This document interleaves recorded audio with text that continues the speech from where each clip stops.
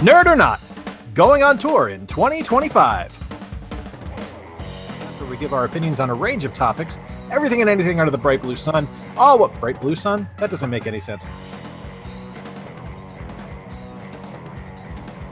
Cretans, welcome back to episode 23 of the Nerd or Not podcast, where we're going to give our opinions on a range of topics, everything under the sun. We're going to talk movies, video games, wrestling, sports. Actually, we can talk sports now that we got rid of Corey. Dogs, our favorite drinks, booze, you name it. Anything that we want to talk about, we're going to talk about, because really... That we would probably need Corey. Yeah, well, that's true. The important thing about the Nerd or Not podcast and the feedback we get from you guys is how much you love the fact that it genuinely seems like we're just a bunch of friends getting together, having a good talk, fellowshipping together, and really being as funny as we can be. And the reason for that, of course, is the fact that we've, fucking known each other for 25 years, and we actually are good friends, and this is just the way we interact now that we're spread across the country. If you want to follow us, you can follow us on Instagram, Facebook, Twitter, anywhere you want. Just search for Cretans Guild, either 2 words or 1 word. I don't really remember how it goes because Bob does all the social work. Not that he does social work, he does the social media work. Bob, can you do some social work at kitchens? But and yes, I make it myself and I taste it. I hope you like chicken. It's only spite soup, though. And you can find future and past podcasts on our YouTube page, as you guys know, where you view our lovely mugs every weekish or so. But Bob, you went and you got the Podbean up and running and iTunes up and running again. And I want to say hello to some apparent super fan out in the UK. Cheers, mate, and jolly good job downloading all of our episodes in a 1-day span. Yeah, it's near stalker type levels. We have 22 episodes up and it's been downloaded 31 times. He's just got to listen to us. He's got to hear them dulcet tones. But as we are, of course, we are the Cretans Guild. I am Jay. This is Bob. And as I mentioned, this is our first episode without Corey, as Corey has gone off into the wild beyond. We don't know where he is or what he's doing. He could be hunting El Chupacabra, looking for Spring-Heeled Jack, or perhaps even tailing the Mighty Mothman. But who knows? The last I heard from him, he was in Chicago and exploring the vast expanse of the Windy City and having a grand old time at it. So, Corey, we love you. We miss you. That's all. I had heard he was going after the Jersey Devil, but he gave up on that. Well, if you could go after the Jersey Devil, but once you actually, you have a hockey team named after you, it's you've gone mainstream. It's not fun to catch you at that point. You're a celebrity. It's like getting one of those maps to the stars homes. Yeah. The maps to the stars whores in Hollywood, where you're able to find all the horrors of the stars. The Charlie Sheen map alone is like 16 hours nonstop traveling. I've offended Bob. Bob's leaving. Bye, Bob. I have no idea what's happening right now. This is unscripted as it gets. I'm just noticing Bob has something about Danger Velociraptor in the background. I don't know what that is. No, hold on. I got a prop for that joke that you told just like 60 seconds ago. Okay, well, that's fine. I kept talking. I noticed the Velociraptor crossing sign in the background, or whatever the hell that is. Sure. I don't know. Yeah, but anyway, so you get maps to the stars whores, or horns, or horns. Look at that. All that for a really lousy joke. It's never a lousy joke when you can have a spot like that. So our first topic that we're going to discuss this week is one that Bob brought up, and I thought it was just absolutely fucking brilliant. And it's, Bob and I are both dads, and we are both dads of relatively young kids, but we're kids that are just kind of getting to that age where they're starting to branch out on their movie interests. Yeah, they're in that really cool age where the shows get better, the toys get better, and the movies get better. Yeah, absolutely.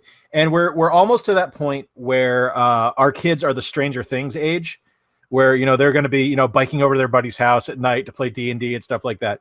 But we're still a couple years away from that. But what we wanted to talk about this week, especially since we're doing movies right now, is Dad and Me at the Movies. So movies that our father or grandfather introduced us that impacted our lives, and movies and series that we look forward most to sharing with our kids once they're old enough. Now, for me, I didn't grow up with a dad, and my grandfather wasn't much of a movie guy, but I did grow up with a really cool mom that's basically Indiana Jones. Um, and I remember vividly my mom taking me to the video store that was next to the apothecary, not the pharmacy, mind you, the apothecary Ooh. in Westport, Massachusetts, and renting me Raiders of the Lost Ark for the first time. And like my life changing completely because of that. I had never seen it. I had no idea what it was. I had no idea what was going to happen. I was probably 8, about my son's age, and I had never seen Raiders of the Lost Ark before. I knew who Harrison Ford was because I had seen Star Wars, and I knew who that was. But seeing that movie for the first time completely changed my life. Raiders of the Lost Ark is my #1 film. It is my absolute favorite movie. And being able to see that for the first time, and like I remember vividly sitting on our floor in our little 3-bedroom house in Fall River, and it was little, even though it was 3 bedrooms. It was like 800 square feet and 3 bedrooms. Yeah. Did it go vertically? No, it was 1 story, but they were like 8 by 8 rooms. They were tiny as hell. But I remember sitting on the floor in our living room. We had this woven rug that kind of spiraled. And I remember eating popcorn and sitting there, and I don't think I blinked for the entire like 2-hour and 15-minute runtime of the film because I didn't want to miss anything. It blew my mind, just absolutely blew my mind.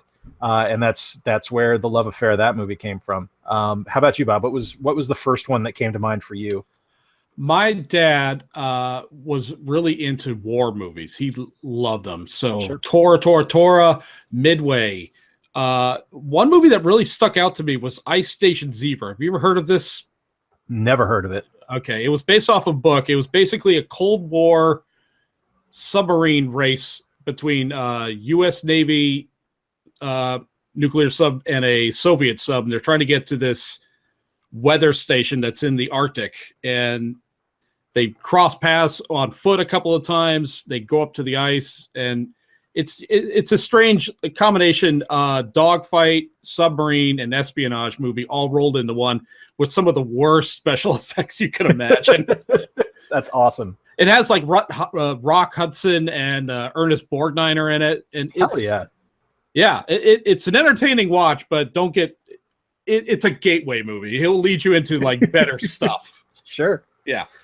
I remember another time that we went to that same movie store, and this was our spot. This was our movie store because it was like $1 a day, so you could rent anything you wanted for like 7 days for $7. So we would go in with a 20 or we'd go in with $20. My mom would put down, and I'd put down like $1 to round it out to get 3 movies for a week. And I remember one week we rented the Doctor Strange film, like the TV movie Doctor Strange, because this was right after I had discovered comics, and Marvel had made a Doctor Strange movie. And I can't say it was good. I can definitely tell you it was terrible. I can tell you it was terrible. But I don't know, man. Like that was just one of those things where it's like, even though I knew it was bad, it's still just like, it was just one of those things where I was so in love with comics and so just wanted everything to do with comics that I have nothing but good memories of watching it. I won't watch it again. Yeah. Because I don't want to ruin those positive memories. Like I know, because we rented the Captain America one too, where he has the helmet and the rubber where ears. he steals the car. Where he steals the car. Yeah, because that's a Captain America thing. And I remember watching that and going, oh, this is just bad. This isn't good. I don't like this. But then we put on Doctor Strange, and it was filmed in the 70s. Oh, wow. So, I mean, it was psychedelic as hell. Like, it was crazy psychedelic. And it was so good and terrible. This would be a great episode for us to talk about bad comic book movies. Like, what was the first one that was introduced to us, and some really bad ones that really stuck to our memory, like the India Spider-Man, I think it is. Okay. I'm all right with that. Let's do that for another episode. I think we should definitely take that and do that for another discussion. Do you have any other films that your dad showed you? One that really meant a lot to him was another war movie, The Dirty Dozen. I mean, that's a classic right there. Yep. And I didn't know who any of these people were. It's just, I was sitting just a lot like you, just sitting there watching. It's like, oh man, that guy's cool. Oh, that guy's cool. This guy's cool. All these guys are cool. My dad looks at me like, yeah, they're all criminals too. Okay. So am I not supposed to like them, Dad? Because I think they're pretty cool, especially like the one guy who's squinting all the time. Bronson. Yeah, him. Yeah. He's a bad guy, but he's doing good things. What? The concept is strange, just taking criminals and making them more heroes, redeeming themselves. But it's an awesome movie. It's really good. I love the training montage, or not. It's the entire first 2/3 of the movie is them training and just learning to live with each other. The Dirty Dozen was kind of like that proto Suicide Squad. You know, that was the touchstone inspiration for those comics. Was let's take all these horrible people, force them into a situation, and see what happens. And it's, you know, some of the best comics are the classic Suicide Squad stuff that John Ostrander did. And yeah, Dirty Dozen is right up there. On that note, like one of the ones my mom made me watch was Magnificent Seven. And that was probably the first Western I'd ever seen. And it's just like, talk about a perfect movie. You know, like it's just like soup to nuts. Just everything about it is great. It's just like Dirty Dozen. You know, it's like there's nothing misses in that entire film. And I think that's kind of what Hollywood's missing nowadays is you don't have films that just from opening credits to closing credits are just impactful. Like from the word go to the word stop are perfect. Yeah. You don't get that anymore. And, you know, stuff like that. Like I remember when you introduced me to The Great Escape, like it was nothing. I had never seen Great Escape. And you're like, you need to watch this. You need to just sit down and watch this film. Still one of my favorite movies, if not mine too. The top of the list, favorite movie of all time. Yeah, it's definitely in my top 10. And I remember watching that, and it was at the apartment in Roseville, and it was right when Meredith and I had moved to Orlando, and she already had a job, and I didn't, and I was just at home. I was like, all right, whatever. We hadn't moved into the Prince John house yet, so I was like, all right, I'm just gonna watch movies all day, and I put on Great Escape because you had left it out, and you said you need to watch this, and I just watched. I was like, this is perfect. There's nothing about this I don't like. I love every second of this film. It's just wonderful. I just watched it a couple weeks ago, actually. I think I bought the DVD of it like immediately after watching it at your place. Now, this is something we can have another discussion of later, but depending on what version of DVD you got, was it DVD or Blu-ray? It was DVD. I don't have the Blu-ray of it yet. Okay. There's an I made an old video about this years and years ago. There's a DVD copy where when they originally produced the movie, the widescreen effect was shown about, like, say this much was shown to the audience, but they shoot this much for the lens. Mm-hmm. That's what's on the DVD. All this. Really? So you see stuff like studio lights and production personnel over on the side, like giving direction and everything. It's fascinating to watch. But that's not the cut I got. I wish I did. I would love to see that. I have it. I'll let you. I'll send it up to you. Okay, that sounds awesome. Yeah, I'd love to see that. But let's transition that a little bit. And let's go on to, with our kids. Are there any movies in particular that you're looking forward to taking your boys to and introducing them for the first time? Because the way you brought this up was by introducing Mick to Scott Pilgrim, if I remember correctly.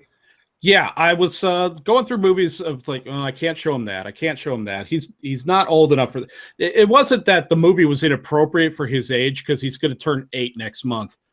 It was more like he doesn't have the attention span to actually appreciate this movie. It's one reason why for the first 5 years of his life, I only showed him A New Hope Star Wars. Mm-hmm. After he turned 6, I showed him Empire. And I'm so glad I was recording it at the moment that, the moment towards the end of the movie. Mm-hmm. And you could see the moment where it registers in his brain. He just freezes. And his whole world just explodes. Like, what? No. I am your father.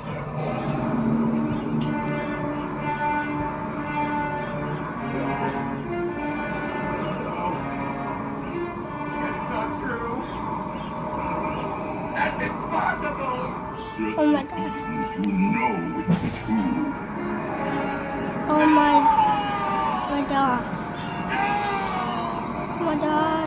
So I'm trying to register. All right, what are we gonna watch tonight? Well, he's too old or he's too young for this. This is not Deadpool. Nope, you're definitely not watching that.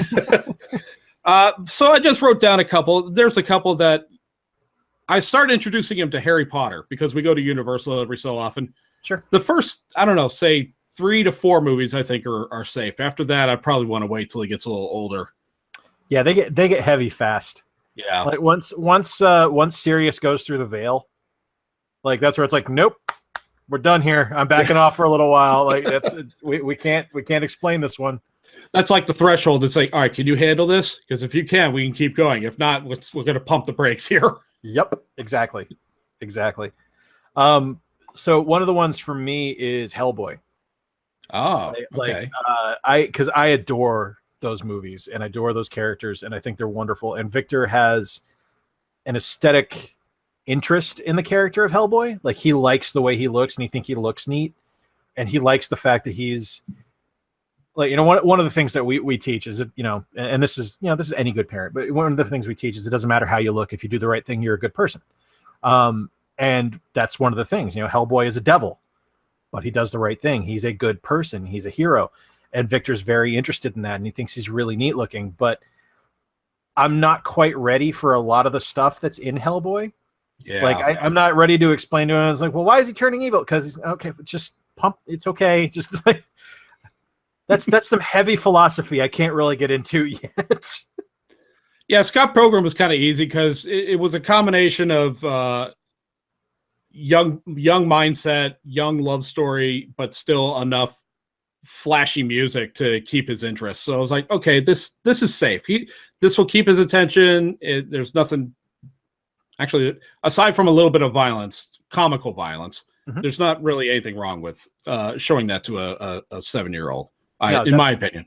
No, when you said that was one of those things where it's like, shit, I haven't shown that to Victor yet. Like that's just one of those movies that I was like, all right, I'll save that one. And then you're like, oh yeah, fuck, I need to show that to him. God damn it.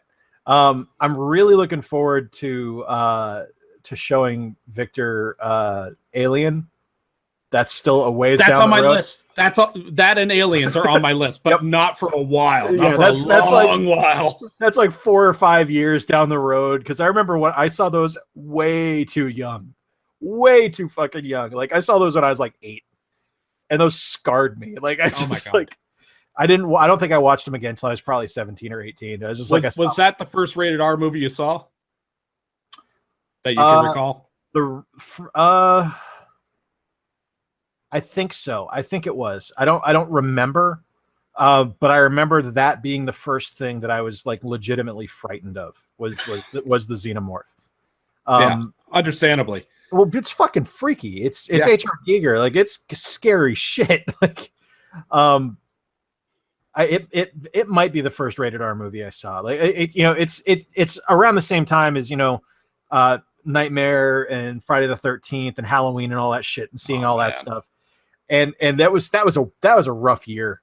Like it was just like I saw things way too young, and it was just like I'm not ready for this at all.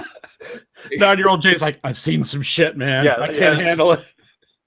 Like that the gif of the dog with a cupcake that's just like doing the 1,000-yard stare. That was me. I remember my dad asked me one night. Well, actually, I approached my dad and I said, "Hey, this movie's coming on HBO at 8:00 tonight. Can we watch it?" He's like, "Yeah, sure. Let's see how you handle it." It's like, okay. It was RoboCop. Oh shit! Yeah, that was the first rated R movie I ever saw, and I'm trying to remember which was first, the Murphy shootout scene or the corporate snob getting rattled full of bullets. Whichever one of those happened first. My dad turned to me and says, "Do you want to keep going? Because the rest of the movie is kind of the same." It's like, okay, sure, Dad. Yeah, let's try it. I remember because I know the situation in which I saw Alien and Aliens is, like most kids, when you see something you're not supposed to, it's at a sleepover at a friend's house. Yeah. And that's when all the stuff you're not supposed to find out about happens. And I remember that was Alien and Aliens. I think it was at my buddy Pete's house when I was very young. And incidentally, at Pete's house is another one that I can't wait to introduce Victor to, but it's going to have to wait a little bit just because I don't think he's going to get it. And that's Monty Python and the Holy Grail. Oh, yeah. Because I was shown that way too soon. I didn't understand a lot of the jokes in it. I remember seeing it when I was probably 10 and thinking it was very funny, but not knowing why I thought it was funny. Yeah. Like, well, my dad showed he recorded on ABC one night. So like it was heavily censored. Sure. And he probably thought, it's censored. He can handle it. And it was hilarious. But at the same time, I was like, just like you, it was like, what? Why is it? Maybe because of the accent? I don't know. Why do I think that's funny? I think it's hilarious. Oh, look, a bunny rabbit's killing them. Yeah, exactly. Like the stuff I found funny the first time I watch it isn't the stuff I find funny now. Like, like that scene is perfect, with the holy hand grenade. I thought the rabbit was the funniest fucking thing in the world when I was a kid. I was like, oh, it's a killer bunny. And now my favorite part of that entire scene is, call me Tim. Like I fucking lose it every time I see that. Like when Cleese delivers that in just like the most John Cleese manner, I fucking roll. And I love it. And it's just one of those things where it's I want him to get the humor. And maybe I'm hedging my bets too much on that. Maybe I should show it to him now and see what happens. Because I know he'd find the Black Knight scene absolutely hilarious. Yeah, you'd probably have to skip through the Castle Anthrax chapter. Yep. Yeah. Yes. Poor Galahad. I do have one more movie. Okay. I might try it this year. I don't know.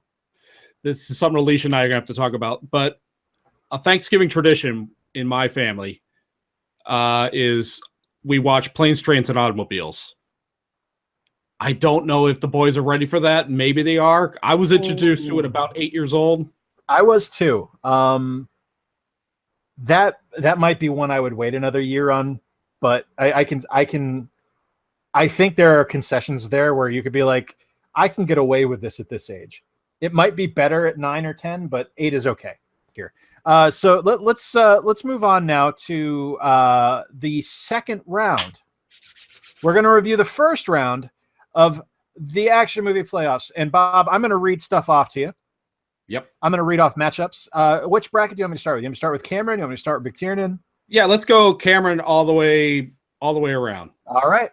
So, in the Cameron bracket, probably the favorite to win it all, as we discussed on our first episode about the action movie playoffs, we have Die Hard, starring a young and vigorous Bruce Willis, versus with hair, which is creepy, versus The Rock, starring Sean Connery and Nicolas Cage.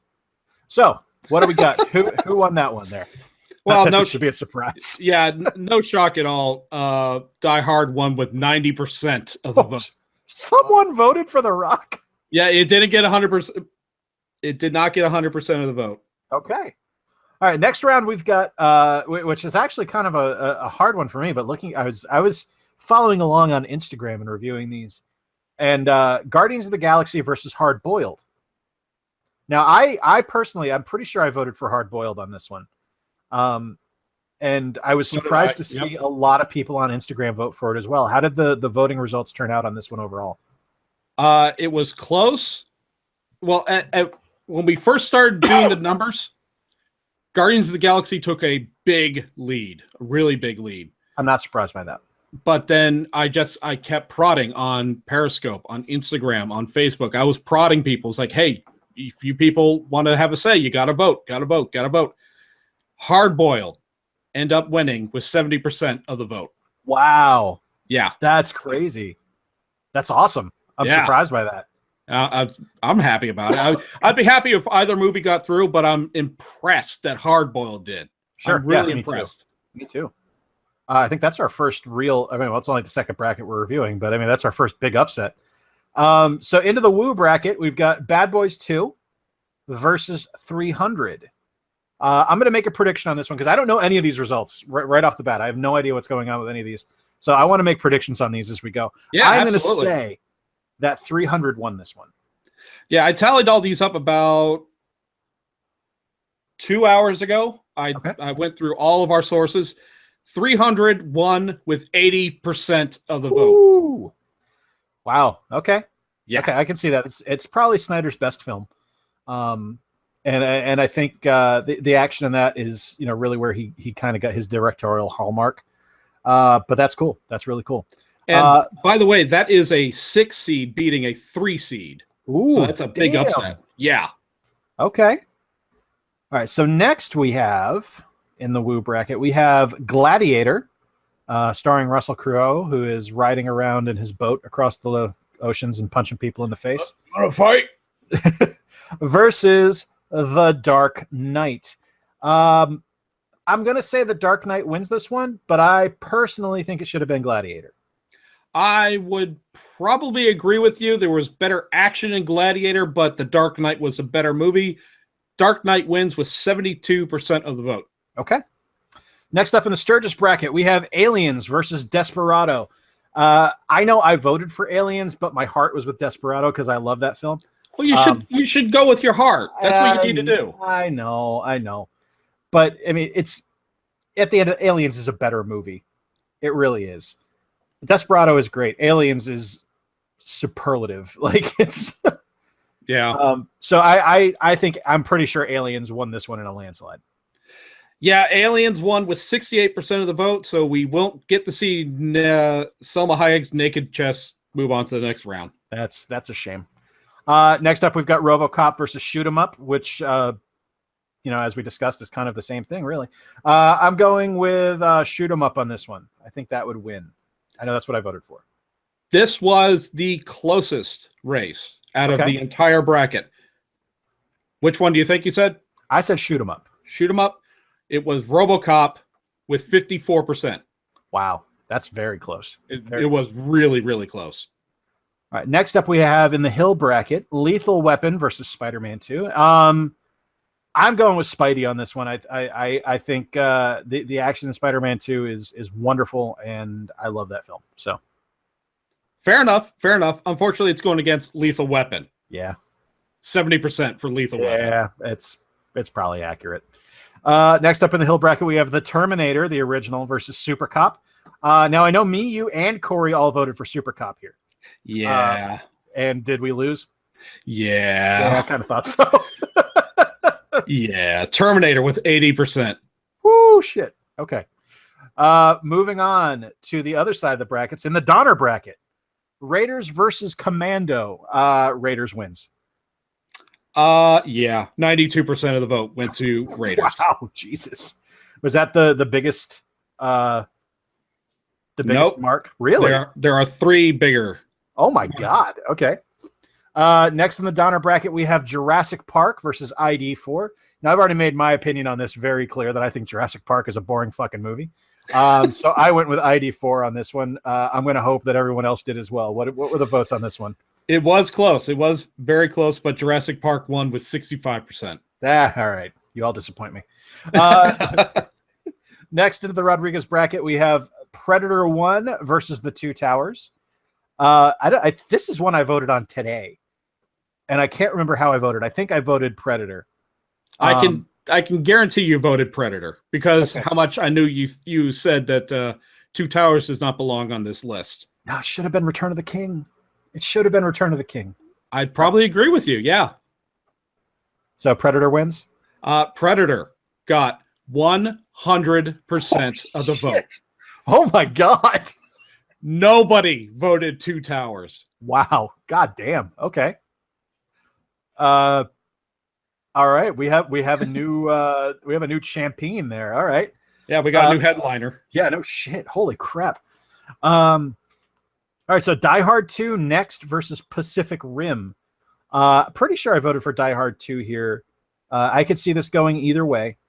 I'm positive I voted for Die Hard 2 here because I don't like Pacific Rim, but I could see it going either way. Yeah, you and a lot of other people went Die Hard 2. 92% for Die Hard 2. All right. Moving into the Vaughn bracket, we have Enter the Dragon versus my personal choice to win, Kingsman, The Secret Service. Didn't win, did it? It was close. Really? It was very, very close. Enter the Dragon with 55%. Okay. No, that's all right. You know what? If it's going to lose, I'm glad it lost to Bruce Lee, because you should lose to Bruce Lee. It's Bruce fucking Lee. And that's saying a lot, because the other number one seeds all got 70% or better. Okay. So that's saying a lot for Kingsman.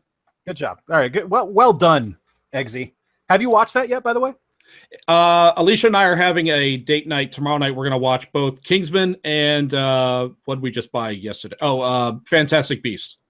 Okay. I expect a full report on Kingsman because I want to know what you think of it. We actually just got Fantastic Beast as well, and we haven't watched it yet. So I'm interested to see what you think about that one as well. Yeah.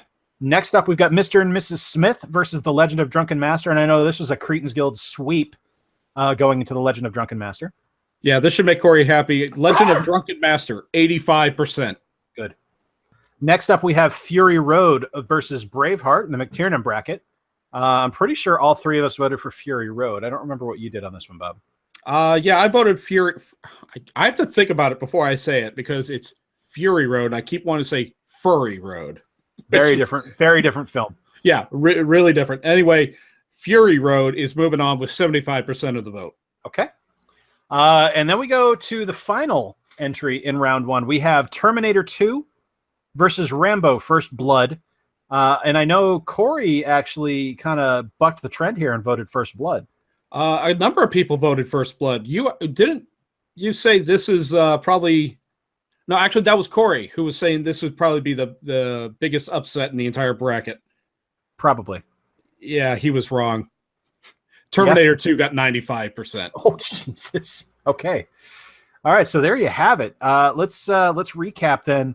Second round, we have Die Hard versus Hard Boiled. Yep. 300 versus The Dark Knight. Yep. Aliens versus RoboCop. Yes. Lethal Weapon versus Super Cop.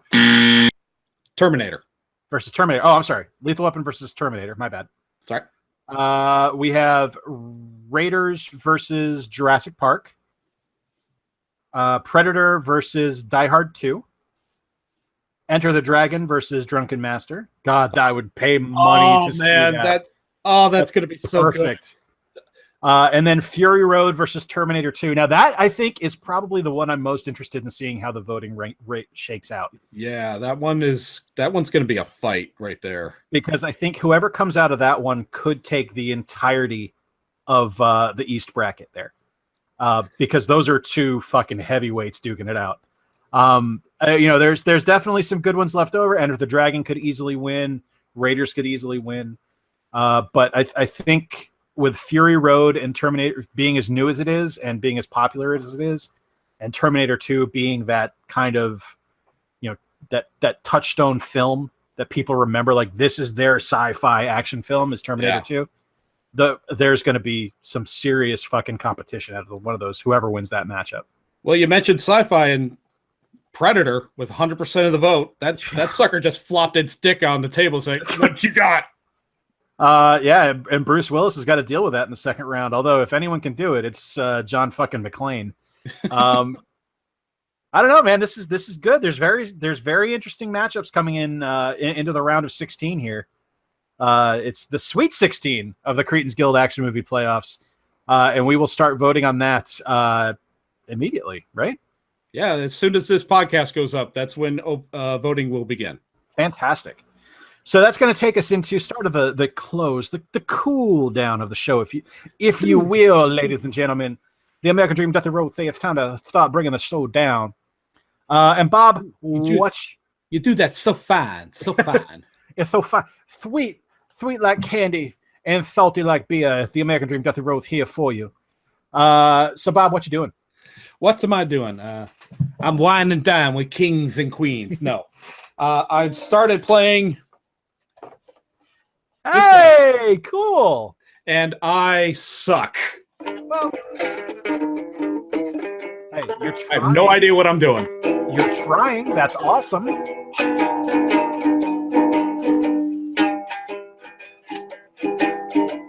My knuckles keep getting caught on the cable.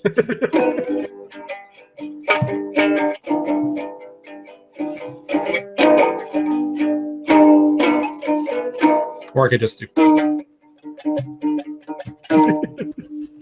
I'm really, really bad at this. I am embarrassingly bad. But hey, I'm trying. You're trying, and that's the important thing. That's awesome. I've actually got two, if you don't mind me taking two here. Yeah, go ahead. Take Corey's. So for my first one, I just got Shantae Half Genie Hero on the Switch. Ooh. And I am all of like 10 minutes into it because I got it at like 11 o'clock last night and was bleary-eyed and exhausted when I bought it. I was like, this is great. Yeah, I got that in Sonic Mania. Both of them are wonderful. But Shantae is just, it's what a gorgeous fucking movie or game. Holy shit, way forward. It feels like you're playing a movie. It does. It's like watching an animated film. It's beautiful. But my big one, and this is probably one I could use because we'll probably end up if we meet next week, I could use it next week. But I'm too excited about it to keep it to myself. I have my first vendor event for D12 on the 26th of August, where I will be selling board games and hopefully making a profit. D12's back. D12 is back, sort of.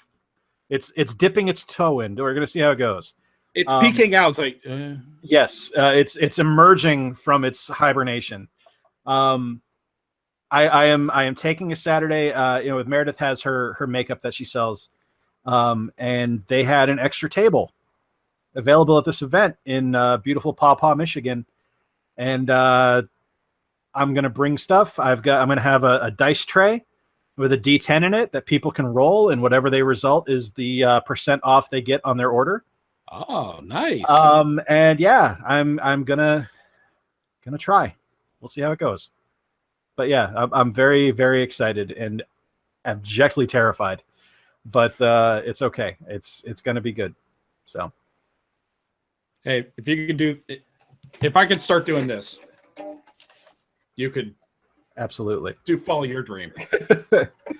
So Bob, I'm going to have you play us off as I read the exit here. Next time on the Cretans Guild Nerd or Not podcast, we're going to be talking about round 2 of the Action Figure playoffs. We're going to discuss that Sweet 16 and get it down to an Elite 8, baby. And we're going to talk about the great effects of movie that there are. And there will be other topics as well, like there was for this one. There's me and Dad at the movie. Maybe we'll get an update from Corey. I doubt it because he's on an adventure, but we'll see. Whatever. We're not going to ask you to like and subscribe and all that horse shit because really, if you want to, you're going to. If you don't want to, you don't have to. We're not going to force you to it. If you like our stuff, awesome. If you don't, that's cool. You can go watch your dumbass Falcon YouTube videos that you still for Wildlife Federation. Whatever your name is, you're still a douche. Until next time, I am Jay. That is Bob with a really fucking dope Atari hat. I don't know why I just noticed that, but that is cool as shit. Yeah, I got this from I want to say an arcade block from a year or two ago. That's really cool. But that is Bob. That's his ukulele. And we'll see you next time.